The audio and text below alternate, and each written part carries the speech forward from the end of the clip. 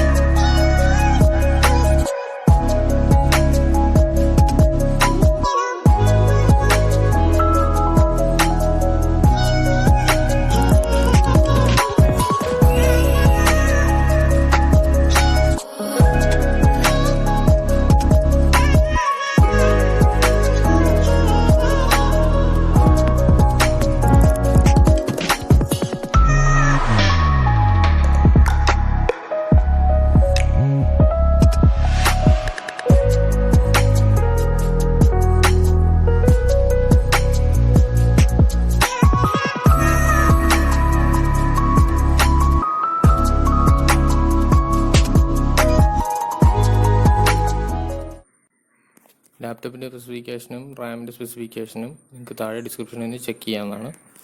നിങ്ങളുടെ ലാപ്ടോപ്പിൻ്റെ battery removable ആണെങ്കിൽ അത് ഊരി വെക്കുക. ഇനിയിപ്പോൾ നോൺ റിമൂവബിൾ ബാറ്ററി ആണെങ്കിൽ ഊരേണ്ട ആവശ്യമൊന്നുമില്ല.